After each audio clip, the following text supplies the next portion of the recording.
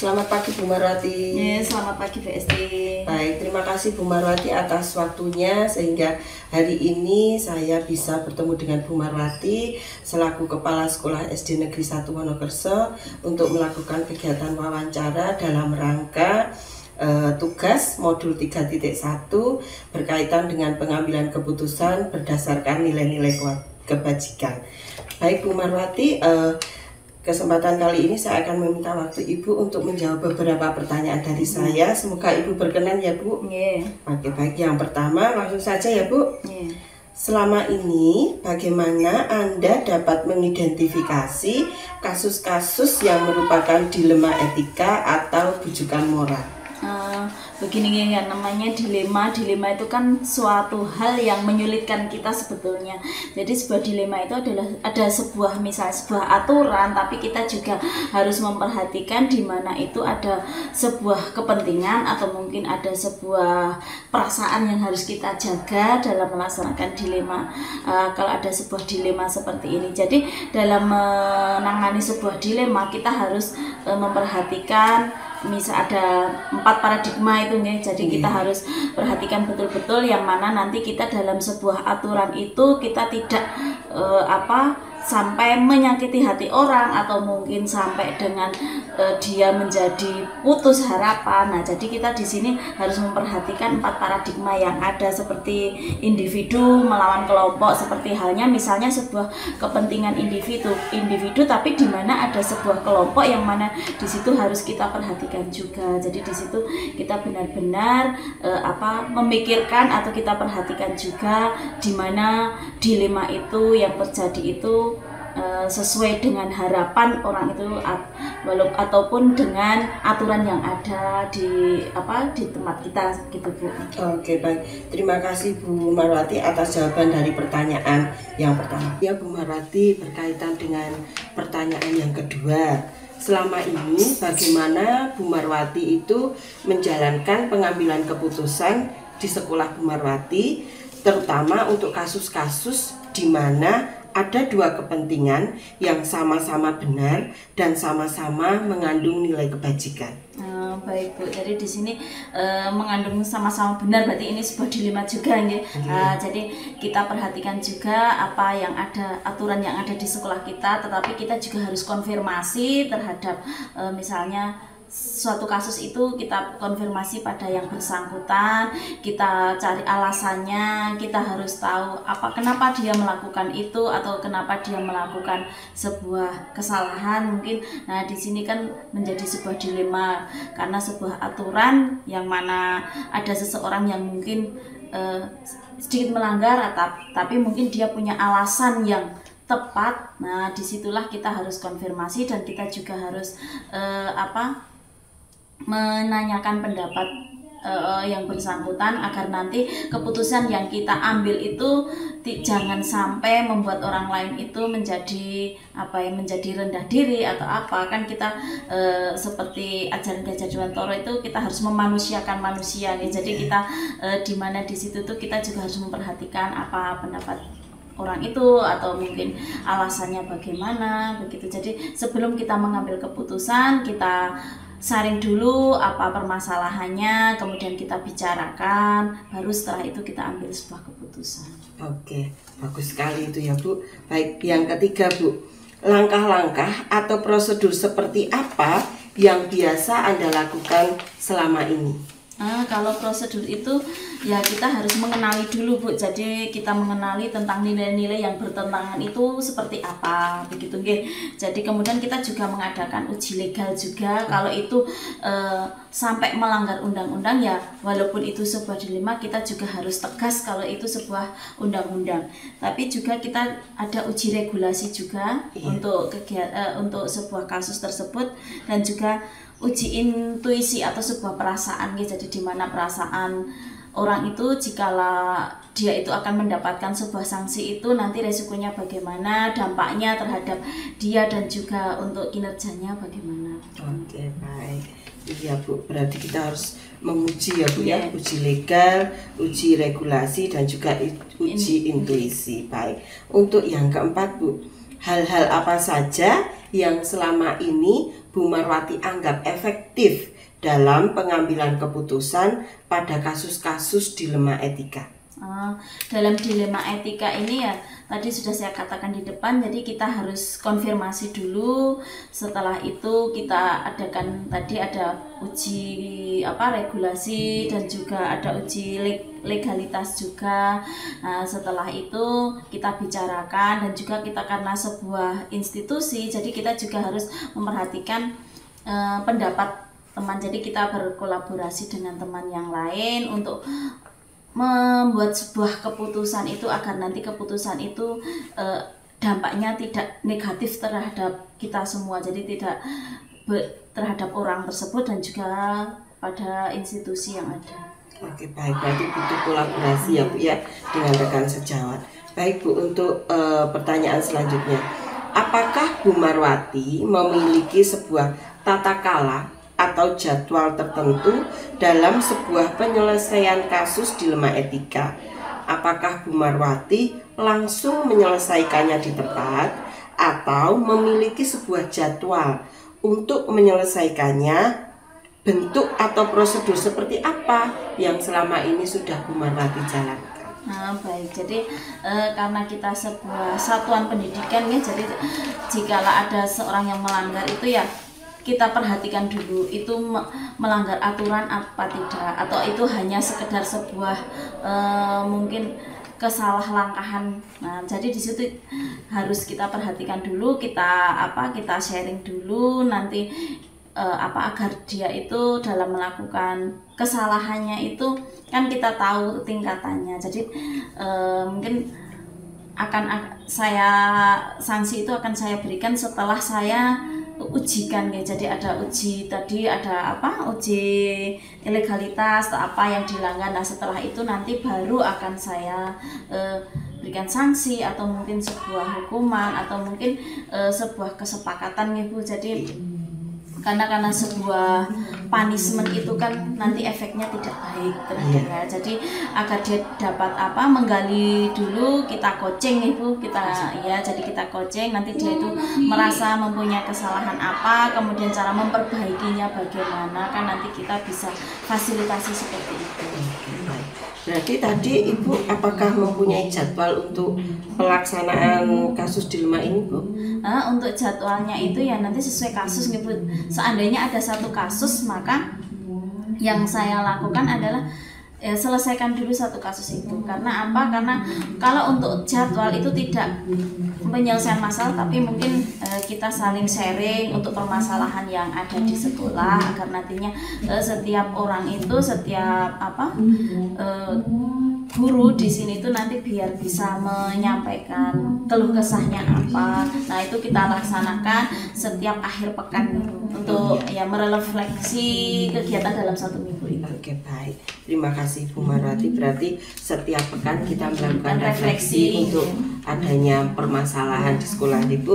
Baik, untuk pertanyaan selanjutnya, adakah seseorang atau faktor-faktor apa yang selama ini mempermudah atau membantu Bu Marwati dalam pengambilan keputusan dalam kasus-kasus dilema etika?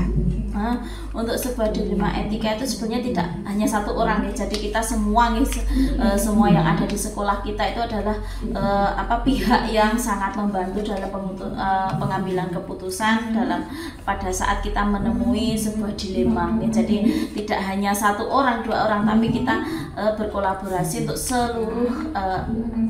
seluruh keluarga yang ada di sini, seluruh yang ada di satuan pendidikan kita. Oke, baik, berarti butuh kolaborasi yang baik antara rekan sejawat dan seluruh warga sekolah ya Bu. Baik, pertanyaan terakhir Bu Marwati, dari semua hal yang telah disampaikan oleh Ibu tadi, pembelajaran apa yang dapat Bu Marwati petik dari pengalaman Bu Marwati selama ini saat mengambil keputusan dilema etika? Baik Bu, jadi setiap kasus itu adalah memberikan sebuah pembelajaran ya. Jadi apalagi ini sebuah dilema yang mana itu merupakan pengambilan keputusan tersulit ya. Nah, tapi dengan berbagai persoalan dilema yang ada itu membuat kita itu semakin sepertinya banyak jam terbang, itu akan menambah pengalaman ya. Jadi mungkin untuk kasus yang satu nanti bisa berpengaruh juga untuk kasus-kasus yang lain gitu. Jadi setiap ada dilema itu menambah apa ya, menambah pengetahuan atau menambah kita dalam mencari solusi itu, karena kemarin ada kasus ini kasus, nah itu kan akan menambah wawasan kita dalam menyelesaikan sebuah dilema gitu. Baik, berarti dengan adanya dilema etika yang selama ini terjadi bisa menambah wawasan serta pengalaman Ibu untuk penyelesaian dilema-dilema selanjutnya ya Bu. Oke, baik. Bu Marwati, sepertinya cukup. Semua pertanyaan sudah Ibu jawab dengan sangat-sangat bagus sekali, dan ini bisa menambah pengetahuan saya dari Ibu. Saya bisa belajar banyak dari Ibu mengenai bagaimana saya harus menyelesaikan dilema etika, baik itu di lingkungan sekolah ataupun nantinya bisa saya terapkan di lingkungan masyarakat. Terima kasih banyak ya Bu atas waktunya. Maaf ini sudah mengganggu waktunya Bu Marwati. Enggak apa-apa. Ya, oke. Terima kasih Bu Marwati.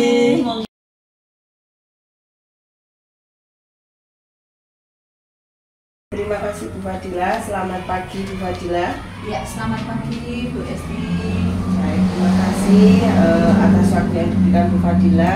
Hari ini saya datang ke sini ke SD Tuk Songo 2 bertujuan ingin melakukan wawancara sebagai bentuk tugas dari modul 3.1 mengenai pengambilan keputusan berdasarkan nilai-nilai kebajikan. Oke, saya mulai ya Bu untuk pertanyaannya. Pertanyaan yang pertama, selama ini bagaimana Bu Fadila dapat mengidentifikasi kasus-kasus yang merupakan dilema etika atau rujukan moral? Terima kasih Bu Esti. Jadi yang saya ketahui tentang dilema etika dan rujukan moral adalah dilema etika itu ketika kita dihadapkan pada situasi yang benar lawan benar, di mana ketika kita mengambil keputusan itu apa yang terjadi pada masalah tersebut adalah suatu kebenaran yang dua-duanya itu memang harus dilaksanakan, tetapi itu nanti dalam mengambil keputusan seperti apa yang harus diambil oleh kita. Sedangkan rujukan moral adalah situasi di mana benar lawan salah. Jadi di mana kita itu adalah hal yang benar, tapi kita bisa salah dalam mengambil keputusan itu. Seperti itu Bu Esti. Ya. Baik, terima kasih Bu untuk pertanyaan selanjutnya. Selama ini bagaimana Bu Fadilah menjalankan pengambilan keputusan di sekolah Ibu, terutama untuk kasus-kasus di mana ada dua kepentingan yang sama-sama benar atau sama-sama mengandung nilai kebajikan? Jadi dalam menghadapi hal tersebut, di sini saya sebagai kepala sekolah harus memilah dulu dan mengidentifikasi dulu masalah itu termasuk di dilema etika atau rujukan moral. Selanjutnya kita harus menyelesaikan tersebut dengan memperhatikan paradigma, juga 3 prinsip pengambilan keputusan yang ada. Jadi kita harus betul-betul memperhatikan masalah tersebut masuk ke dilema etika atau rujukan moral. Seperti itu. Oke, baik. Berarti harus memilah dahulu masalahnya. Iya, harus diidentifikasi dulu. Itu masuk ke dilema etika atau masuk ke dalam rujukan moral. Oke, baru sesudah itu penyelesaiannya. Iya, penyelesaikan dengan memperhatikan tadi paradigma dilema etika, juga 3 prinsip pengambilan keputusan, dan juga 9 langkah pengujian hasil dari tersebut. Oke, baik. Pertanyaan selanjutnya Bu, bagaimana langkah-langkah atau prosedur seperti apa yang biasa Bu Fadilah lakukan selama ini, selama menjabat sebagai kepala sekolah? Oh iya, jadi langkah-langkah yang atau prosedur yang saya laksanakan, yang pertama adalah mengidentifikasi masalah tersebut. Kemudian setelah mengidentifikasi masalah tersebut, kira-kira mengenali nilai apa yang bertentangan dengan situasi tersebut. Kemudian saya juga harus tahu siapa saja yang terlibat dalam masalah tersebut. Baru kemudian kita mencari solusi dan kita harus menentukan paradigma benar lawan benar atau benar lawan salah, dan harus kemudian baru kita masuk menentukan keputusan apa yang harus kita lakukan. Yang terakhir adalah merefleksikan dari semua apa yang telah kita lakukan. Oke, baik. Berarti tadi Bu Fadilah mengidentifikasi dahulu, kemudian menentukan nilai-nilai apa yang bertentangan, kemudian siapa saja yang terlibat, kemudian baru mencari solusi sesuai dengan paradigma yang ada, dan mengambil keputusan yang akan diambil terhadap dilema yang ada. Sesudah itu diputuskan baru refleksi ya Bu. Oke, baik. Lalu pertanyaan selanjutnya Bu, hal-hal apa saja yang selama ini Bu Fadilah anggap efektif dalam pengambilan keputusan pada kasus-kasus dilema etika? Oh ya, jadi menurut saya kita harus berhadapan ketika dengan dilema etika. Ada 3 prinsip dalam pengambilan keputusan. Yang pertama berbasis hasil akhir, yang kedua berbasis peraturan, dan yang ketiga adalah mengutamakan rasa peduli. Jadi hal tersebut yang menjadi dasar dalam menyelesaikan permasalahan dalam dilema etika. Itu ya Bu. Kemudian juga memperhatikan dampak panjang atau akhirnya. Kemudian kita juga sering kemudian ikut diskusi dengan Dewan Guru dalam menyelesaikan hal-hal yang kita hadapi dalam menyelesaikan dilema etika tersebut. Baik, berarti ada 3 hal yang kita lakukan ya. Jadi memperhatikan dari 3 prinsip yang ada, kemudian melihat dampak kedepannya seperti apa, dan berdiskusi dengan rekan sejawat untuk menentukan nanti hasil keputusan. Itu sekali. Baik.